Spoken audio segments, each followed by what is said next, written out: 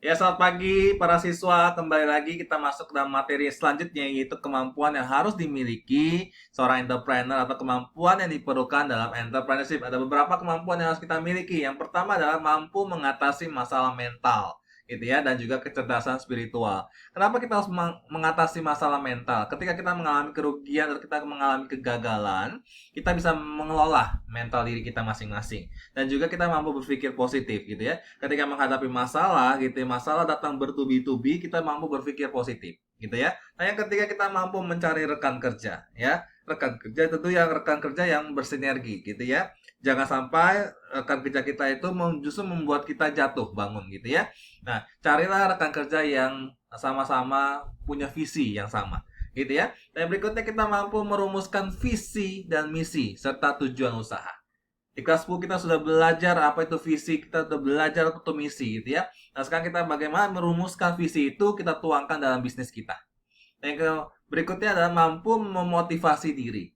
Jadi ketika kita mengalami kegagalan tadi, kita mengalami kerugian tadi, kita bisa mampu memotivasi diri kita untuk bangkit gitu ya.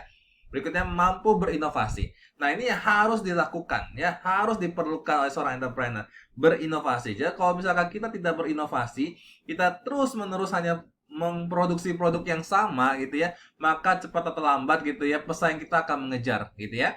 Kalau Samsung dengan iPhone gitu ya, mereka terus berinovasi, mengeluarkan produk baru yang lagi gitu ya. Jadi lama-lama mereka saling beradu gitu ya. Mereka berinovasi. Tapi kalau misalkan salah satu di antara mereka berhenti atau stuck gitu ya. Oleh karena itu, yang stuck ini akan justru ketinggalan ya. Yang terakhir adalah mampu mengatur waktu kerja. Oke. Nah, itu kemampuan. Nah, sekarang apa sih tujuan entrepreneurship? Apa sih tujuan dari ilmu entrepreneurship? Yang pertama adalah mempersiapkan bekal masa depan kita. Agar apa? Menjadi terampil gitu ya. Ketika kita memiliki kecakapan juga bisa berkarir di bidang apapun gitu ya. Ketika kamu walaupun kita kerja gitu ya, kamu juga punya mental seorang entrepreneur. Ya. Yang ketiga memberikan ilmu untuk bertahan hidup dan mencari nafkah bila kita terkena PHK. Ingat baik-baik ketika kamu nanti suatu saat nanti kalau kalian di PHK gitu ya, satu-satunya ilmu yang bisa bertahan hidup adalah entrepreneurship. Kalau kamu lihat gitu ya waktu bulan Maret kemarin gitu ya banyak yang dirumahkan gitu ya. Apa yang mereka lakukan? Justru mereka kreativitas mereka muncul, mereka pada jualan gitu ya.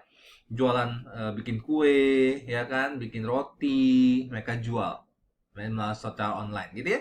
Nah, bagaimana tujuan berikutnya? Memajukan perekonomian Indonesia dan menjadi lokomotif serta kemakmuran bangsa Indonesia. Itu penting. Ya, tujuan entrepreneurship. Ya, memajukan perekonomian Indonesia supaya ekonomi di Indonesia itu stabil. Banyak jiwa-jiwa entrepreneur, banyak pengusaha-pengusaha muda muncul. Untuk apa? Membangun Indonesia lebih baik. Ya. Dan berikutnya meningkatkan pendapatan keluarga tentu gitu ya. Bahkan daerah. Terakhir, membuat kita berprestasi di sekolah. Jadi kalau kamu menerapkan entrepreneurship, maka kamu pasti akan berprestasi di sekolah. Itulah tujuan dari entrepreneurship, ya. Kemudian kita akan masuk ke dalam sikap dan perilaku. Jadi kita akan pelajari dulu sikap dulu ya entrepreneur. Apa sih sikap entrepreneur? Yaitu respon, ya. Cara kita berpandang, pola pikir kita seorang ya terhadap hal-hal yang dihadapi itu sikap, ya. Tentunya apa yang dimiliki oleh seorang entrepreneur, sikap seperti apa yang kita harus miliki? Rasa takut, ya, menghadapi cobaan, kritikan, saran, ya, tekanan-tekanan atau hambatan-hambatan dalam menjalankan sebuah bisnis. Jadi sikap entrepreneur adalah respon, cara pandang atau pola pikir seorang entrepreneur terhadap apa yang dihadapinya. Apa yang dihadapinya? Seperti rasa takut, gitu ya, mengalami resiko, kesulitan, cobaan, kritikan, saran, tekanan, dan hambatan dalam menjalankan bisnis. Itu yang dimaksud dengan sikap entrepreneur. Ya, kalau perilaku apa? Kalau perilaku entrepreneur definisinya adalah langkah atau tindakan yang dilakukan. Ya, kalau tadi sikap, ya responnya, caranya berpikir. Responnya bagaimana? Bagaimana dia bersikap? Gitu ya, ketika dia dimarahin gitu ya, misalkan, bagaimana dia bersikap? Responnya apa? Cara pandangnya apa? Pola pikirnya apa? Itu sikap. Nah, kalau perilaku, ya tindakan atau langkah yang harus dilakukan gitu ya untuk menghadapi apa aja sih langkah-langkahnya, perilakunya kayak gimana sih gitu ya menghadapi mensiasati kehidupan mereka sehari-hari gitu ya, bisnis mereka. Perilaku ya, tindakan apa sih yang mereka lakukan? Itu perilaku entrepreneur. Nah, sikap-sikap yang harus dimiliki oleh seorang entrepreneur. Yang pertama adalah selalu berpikir positif. Ya. Nah, selalu berpikir positif itu harus dilakukan menghadapi segala hal, masalah-masalah yang ada gitu ya. Ketika kamu customer tidak suka dengan produk kamu gitu ya, selalu berpikir positif bagaimana cara menghadapinya. Itu responnya ya. Yang kedua adalah berorientasi jauh ke depan, selalu gitu ya. Entrepreneur selalu berpikir maju ke depan ya, dan tidak mudah terlena dengan hal-hal yang mungkin sudah puas gitu ya. Wah, banyak orang yang minat beli misalkan 1 juta produk laku gitu ya dalam sekejap. Nah, tetapi kalian jangan mudah terlena. Jadi kita harus belajar berorientasi. Apalagi yang saya lakukan ya. Think of the future, not the past. Kemudian ya, sikap apa yang harus kita lakukan? Tidak gentar saat melihat pesaing. Ketika kita sudah maju nih gitu ya, sudah meningkat gitu ya, bisnis kita besar gitu ya, maka pasti akan kompetitor hadir ya, datang gitu ya untuk mengalahkan kita. Kita jangan takut, jangan gentar saat melihat pesaing. Nah, sikap apa lagi? Selalu ingin tahu. Yang membuat kita selalu mencari jalan keluar. Apalagi nih, apalagi pesaing punya apa? Ya, inovasi apa yang mereka lakukan? Selalu ingin tahu hal-hal itu ya, kita mencari jalan keluar untuk kita bisa maju. Ya. Kemudian apalagi? Ingin memberikan terbaik untuk orang lain.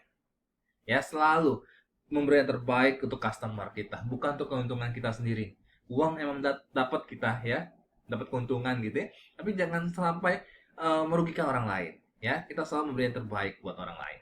Apalagi sikapnya penuh semangat dan berjuang keras, ya, sehingga menimbulkan pengaruh yang baik untuk lingkungan sekeliling kita. Semangat ya, berjuang keras yang harus kita miliki. Kemudian keterampilan apa sih yang harus diperlukan ya seorang entrepreneur? Yang pertama adalah keterampilan manajerial ya. Kita mampu mengatur ya, manajer ya. Kalau manajer, kalau kamu masuk IPS gitu ya, kamu akan masuk manajemen misalkan, kamu akan mengatur banyak gitu ya. Kemudian keterampilan konseptual, jadi berpikir apa yang harus kamu lakukan nanti, konsep-konsep seperti apa dalam bisnis gitu ya. Keterampilan apa lagi harus dilakukan? Keterampilan mengolah karyawan, sumber daya manusia, human skill ya.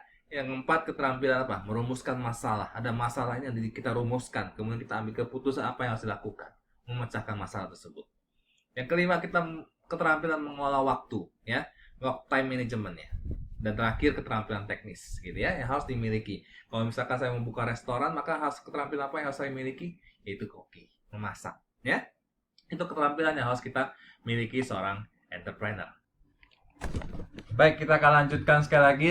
Menjadi entrepreneur yang cerdas, smart entrepreneur, ada singkatannya. Yang pertama S adalah strategic thinker ya.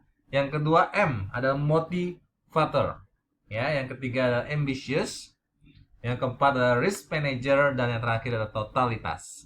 Ya, kita akan pelajari satu persatu apa itu strategic thinker. Jadi seorang entrepreneur itu kita harus smart ya. Yang pertama, strategic thinker, bekerja tidak hanya otot saja, tetapi dengan otak ya. Hindari dengan modal-modal nekat. Jadi ketika kita menjalankan bisnis, jangan hanya bekerja dengan otot, tapi kita harus menggunakan otak. Jadi kita harus menggunakan strategik ya. Strategi-strategi apa yang kita gunakan gitu ya. Yang kedua, motivator. Jadi seorang entrepreneur itu merupakan motivator bagi dirinya dan juga bagi motivator bagi orang-orang lain, khususnya karyawannya gitu ya, klien-kliennya. Jadi ketika dia gagal ya, kerugian gitu ya, dia bangkit dan dia tidak menyerah. Dia punya motivasi ya, bisa memotivasi dirinya sendiri dan juga memotivasi orang lain. Oke, kemudian ambitious ya. Jadi ketika entrepreneur walaupun punya ambisi, tapi jangan ambisi yang luar batas gitu ya, atau good ambition ya. Jadi jangan sampai pengen cepet aja gitu, berambisi gitu ya, akhirnya pengennya instan ya. Nah, jadi jangan instan. Jadi tidak menghalalkan segala cara. Nah, itu juga tidak ambisi yang baik ya. Bukan ambisi yang baik. Jadi kita harus punya semangat dan keinginan kuat gitu ya. Punya ambisi yang bagus gitu ya, tidak menghalalkan segala cara gitu ya. Pajak gitu ya, kita tidak lapor gitu kan, kita berbuat curang, produknya ditulisnya 10 miligram, tetapi ternyata yang kita berikan cuma hanya 5. Misalkan seperti itu ambisi yang tidak baik. Kenapa? Karena pengen uang banyak, murah gitu kan. Nah, itu ambisi yang buruk ya. Kemudian yang keempat adalah risk manager. Kita harus jadi seorang manajer resiko ya, mengolah resiko yang baik gitu ya. Kita harus seimbang antara kita mengambil resiko dengan mengelola resiko. Ya, jadi namanya calculated risk taking. Ya. Jadi calculated risk taking itu adalah mengelola risiko yang terkalkulasi, yang bisa dihitung-hitung. Gitu ya. Kita boleh mengambil risiko, tapi ingat baik-baik, kita harus hitung baik-baik dengan jeli gitu ya. Dengan cerdas, cermat gitu ya. Baca risiko dan juga baca peluang yang ada. Jangan buru-buru. Ada bisnis baru nih, gitu ya. Ada franchise bisnis baru. Oh, ada bubble tea nih, rame nih, booming gitu kan. Oh, mie asap booming misalkan gitu kan. Langsung kita bikin nasi goreng, kita bikin kue tiaw goreng gitu ya. Jangan buru-buru gitu ya. Kita harus bisa mengelola risiko dengan baik. Jeli, apakah ini peluang atau ide doang ya. Kemudian yang terakhir ada totalitas. Ya, totalitas segala cara gitu ya. Apa? Totality, do anything. Jadi melakukan segala hal gitu ya dengan totalitas gitu. Full commitment. Ya, komit ketika kita mulai, kita harus menyelesaikan dengan baik. Ya, kita mencintai bisnis kita, ya. Pekerjaan kita itu, bisnis kita itu anggap pacar gitu ya. Jadi kita benar-benar sangat mencintai bisnis yang kita sudah lakukan ya, sesuai dengan visi dan misi yang kita miliki. Ya, tadi smart ya, smart entrepreneur. Nah, ini adalah faktor keberhasilan entrepreneur. Tidak ada peluang, ada manusianya, ada uangnya. Gitu ya. Jadi harus memikirkan peluangnya juga. Kita juga harus memikirkan manusianya ada nggak, gitu ya. Kemudian kita juga harus memikirkan keuangannya juga ada nggak, gitu ya. Nah, human factor, faktor manusianya ya, yang ada lingkaran nih. Jadi kita pertama harus menjadi manajer yang baik, great manager. Kita juga harus menjadi controller ya, pengontrol bisnis dengan baik ya. Harus punya market ya, atau seller, penjual yang baik, ada punya pemimpin yang baik, dan juga strategic planner yang baik, atau merencanakan strategi yang baik gitu ya. Nah, 3 faktor penting operasional yang harus kita miliki, ingat baik-baik aja: kualitas, waktu, dan juga biaya. Sekali lagi, kualitas, waktu, dan juga biaya. Nah, kualitas itu apa yang dipikirkan? Kita harus faktor penting tuh, jadi baik-baik ya. Mutu produk tuh sangat harus kita jaga. Operasional kita harus benar-benar bagus ya. Mutu pelayanan kita harus benar-benar bagus. Jadi memperhatikan seluruh kualitas yang kita punya. Dan juga kita memperhatikan waktu. Ketika kita berjanji sama karyawan, berjanji sama klien gitu ya, kita harus menyelesaikannya gitu ya, tepat waktu.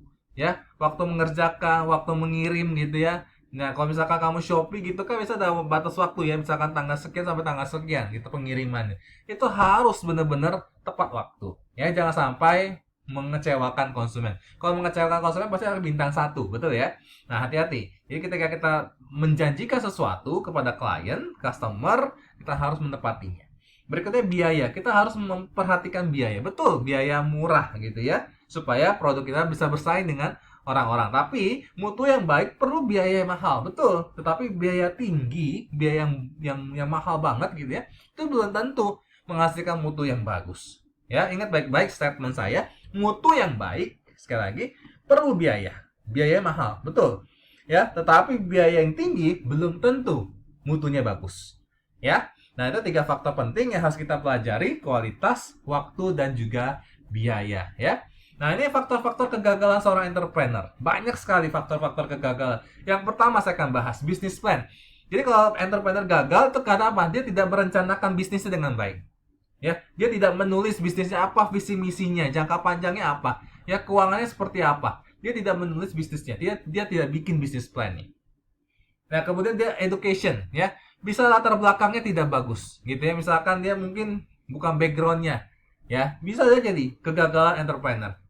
Dia pengen bisnis makanan gitu ya, bisnis restoran, tapi dia bukan background, dia nggak bisa masak gitu ya, backgroundnya bukan isi di sana ya. Jadi itu bisa menjadi faktor kegagalan. Lokasi juga sama. Ketika kamu pengen mulai bisnis gitu ya, kamu mulai bisnisnya misalkan masak, bikin restoran, tapi yang kamu tidak tepat di tengah-tengah, misalkan daerah pemukiman ya, daerah pemukiman bukan penduduk ya, tapi pemukiman apa namanya tuh, pemakaman. Nah, itu tidak tepat. Oke, jadi kita harus punya spesialis person, kunci ya, orang kunci kita, koki kita misalkan ya, kita bikin restoran gitu kan. Kunci koki kita itu harus benar-benar kita pelihara. Maksudnya begini, harus benar-benar kita kasih yang terbaik buat koki kita. Kenapa? Karena dia bukan spesialis person di restoran kita. Orang tuh nyari makanan yang enak tuh karena koki kita.